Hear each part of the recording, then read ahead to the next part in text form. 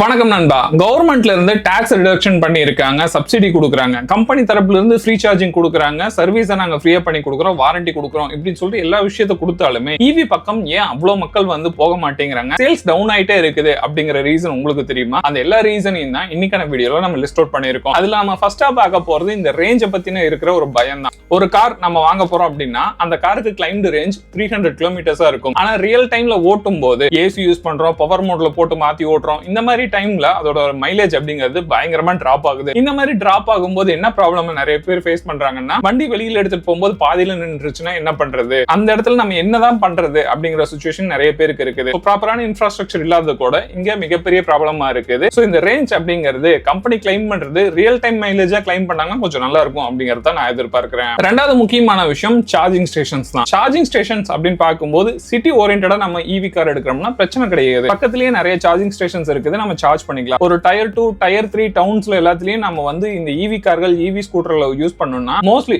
Charging stations வந்து ரொம்ப லிமிட்டடா இருக்கும். சில இடங்கள்ல சார்ஜிங் ஸ்டேஷன்ஸே இருக்காது. இந்த மாதிரி இடத்துல நம்ம வீட்ல தான் சார்ஜ் பண்ணி ஆகணும். அப்படி சார்ஜ் பண்ணிட்டு ஒரு ரிலேட்டிவ் வீட்டுக்கு போறோம்னா அங்க சார்ஜ் பண்ணி எடுத்துட்டு தான் வர மாதிரி இருக்குது. சோ இந்த மாதிரி விஷயங்கள் கூட பாத்தீங்கன்னா நிறைய பேருக்கு ஆக்வர்டா ஃபீல் ஆகுது. ஏன்னா இப்ப நம்ம வெளியில கொடுத்து சார்ஜ் பண்றோம்னா அதுக்கு நம்ம பே பண்ணிடுவோம். சம்டைம்ஸ் நம்ம ரிலேட்டிவ் வீட்ல போடும்போது அப்ப வந்து பாத்தீங்கன்னா கரண்ட் பில் அதிகமாயிருமோ இன்னும் நினைச்சிருவாங்களோ அப்படிங்கிற மாதிரி இந்த மாதிரி ஒரு எம்பாரசிங் மூமெண்ட்ஸும் சில இடத்துல வந்து இருக்குது. சோ இது நிறைய பேருக்கு வந்து பாத்தீங்கன்னா ஈவி கார் எடுக்கிறதுலயும் சில நெகட்டிவ் பாயிண்ட்ஸா அமையுது அப்படிங்கிறது முக்கியமான விஷயம். மூணாவது பாயிண்ட் ரொம்ப important, charging time versus petrol refilling time அப்படின்னு சொல்லி நம்ம பார்க்கும்போது கம்பேர் பண்ணும்போது பெட்ரோல் ரீஃபில் பண்றதுக்கு, அதாவது டேங்கே நீங்க ஃபுல் பண்றீங்க இல்ல பெட்ரோலோ டீசலோ எந்த ஃபியூலா இருந்தாலும் சரி, அதிகபட்சம் 5 நிமிஷம் தான். 5 நிமிஷத்துக்குள்ள நீங்க ஃபுல் பண்ணிட்டு நீங்க எடுத்துட்டு போகலாம். ஆனா இதுவே ஒரு ஈவி காரை சார்ஜ் பண்ணணும் அப்படின்னு சொல்லி நீங்க பிளான் பண்ணீங்கன்னா குறையாம, அதாவது ஃபாஸ்ட் சார்ஜிங் சப்போர்ட் இருக்குது, அங்க ஃபாஸ்ட் சார்ஜர் இருக்குது அப்படின்னாவே குறையாம அரை மணி நேரம் எடுத்துக்கும். மேக்ஸிமம் பாத்தீங்கன்னா 2 மணி நேரம் வரைக்கும் சார்ஜ் ஆகிற கார்கள் எல்லாம் இருக்குது. சோ இந்த மாதிரி விஷயங்கள் பாத்தீங்கன்னா ஒரு லாங் டிரைவ் எடுத்துட்டு போறதுக்கோ இல்ல மத்த விஷயங்களுக்கோ அந்த அளவுக்கு கன்வீனியன்ட்டா செட் ஆகல அப்படிங்கிறது மிக முக்கியமான விஷயம். நாலாவது விஷயம், ஈவி கார்கள் நார்மலான பெட்ரோல் கார்களோட கம்பேர் பண்ணும்போது 1 இருந்து 1.5 லட்சம் ரூபாய் வரைக்கும் விலை அதிகமா இருக்குது. இனிஷியலாவே நம்ம விலை அதிகமா தான் கொடுத்து வாங்குறோம் ஈவி கார்களை. சோ இந்த மாதிரி பட்ஜெட் ஃப்ரெண்ட்லி அப்படின்னு சொல்லி பார்க்கும்போது நிறைய பேருக்கு 1.5 லட்சம் ரூபாய் அதிகமா கொடுத்து வாங்குறது வந்து ஒரு நல்ல ஆப்ஷனா வந்து நிறைய பேர் பார்த்தாலும் பின்னாடியும் இது சில பிரச்சனைகள் இருக்குது.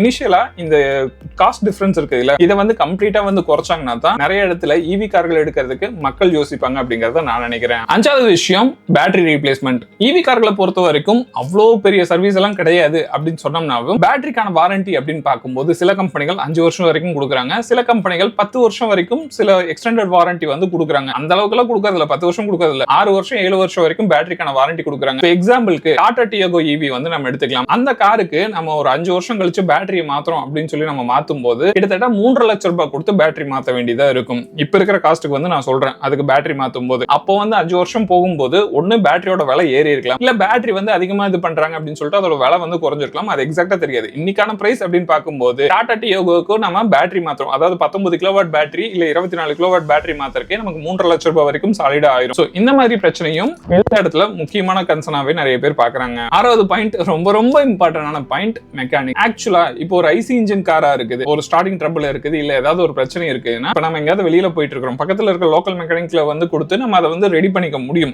ஐசி இன்ஜின்ஸை பொறுத்த வரைக்கும். ஆனா இதுவே ஈவி கார்னா கண்டிப்பா ஷோரூம் தான் எடுத்துட்டு போகணும், ஆத்தரைஸ்டு சர்வீஸ் சென்டர்ல தான் கொடுத்து அதை செக் பண்ணி பார்க்கணும். அதாவது இதோட அவைலபிலிட்டி இது மற்ற விஷயங்கள் எல்லாத்துக்கும் நமக்கு வந்து நல்லா இருந்தாலும் இதோட ஆத்தரைஸ்டு சர்வீஸ் சென்டர்ல மட்டும்தான் இதை சர்வீஸ் பண்ண முடியும், மற்ற லோக்கல்ல வந்து யாருமே பார்க்க முடியாதுங்கிற சிச்சுவேஷன் கூட பாத்தீங்கன்னா இதுல இருக்க ஒரு பெரிய தலைவலியா இருக்குது அப்படிங்கிறது முக்கியமான விஷயம். ஏழாவது பாயிண்ட், ஈவி கார்களை ஓட்டுறவங்களுக்காகட்டும் ஈவி பைக் ஓட்டுனவங்களுக்காகட்டும் ஒரு ஐசி இன்ஜின்ல இருந்து டக்குன்னு வந்து ஈவிக்கு மாறும்போது அவங்க என்ன தெரியுமா ஃபர்ஸ்ட் ஃபீல் பண்றாங்க, என்னடா அந்த ஒரு இன்ஜினோட ஃபீலே இல்லையே, வண்டி வந்து அவ்வளவு ஸ்மூத்தா இருக்குது, எந்த ஒரு ஃபீலுமே இல்ல, அப்படியே இழுத்துட்டு போயிட்டு இருக்கிற மாதிரி ஒரு ஃபீல் இருக்குது அப்படின்னு சொல்லிட்டு நிறைய பேர் ஃபீல் பண்றாங்களே. நம்ம வந்து அந்த பிராக்டிகலாவே சொல்லணும்னா அந்த ஐசி இன்ஜின்ஸ்க்கு நம்ம பழகிட்டோம். டீசல் இன்ஜினா அந்த கொஞ்சம் வைப்ரேஷன் வந்து அதுல இருக்கணும், அப்படி இருந்தாதான் டீசல் இன்ஜின் அப்படிங்கிற மைண்ட் செட்ல நிறைய பேர் இருக்காங்க. பெட்ரோல் இன்ஜின்ல அந்த ஸ்மூத்னஸ் எவ்வளவுதான் கொடுத்தாலுமே அதை ஓட்டும் போது அந்த ஃபீல் இருக்குது இல்ல, அந்த ஃபீல் பாத்தீங்கன்னா ஈவி கார்கள்லயோ ஈவி ஸ்கூட்டர்களையோ கிடைக்கிறது இல்ல.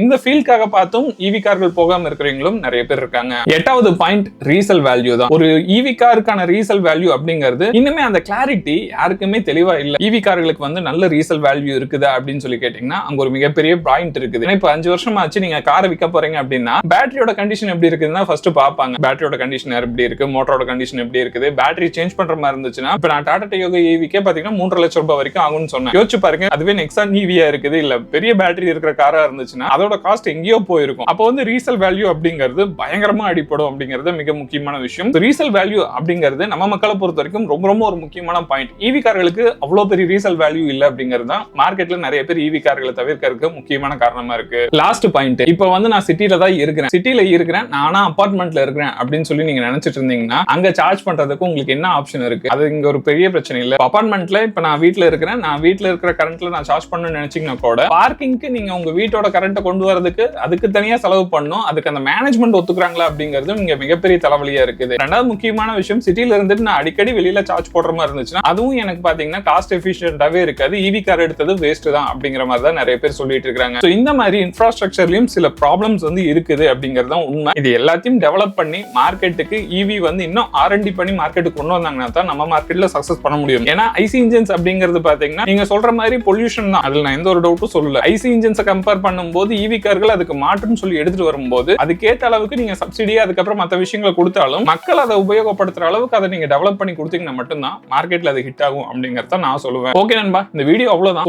இந்த வீடியோல ஆல்மோஸ்ட் நான் வந்து நிறைய பாயிண்ட்ஸ் வந்து கவர் பண்ணிட்டேன் அப்படின்னு நான் நினைக்கிறேன். மேபி நான் என்னென்ன பாயிண்ட்ஸ் மிஸ் பண்ணிருக்கேன் அப்படின்னு உங்களுக்கு ஏதாவது ஐடியா இருந்துச்சுன்னா அதை மறக்காம கீழே கமெண்ட் செக்ஷன்ல பதிவு பண்ணுங்க. அடுத்தடுத்த வீடியோக்கள்ல நான் உங்களை வந்து சந்திக்கிறேன். அது வரைக்கும் டாடா.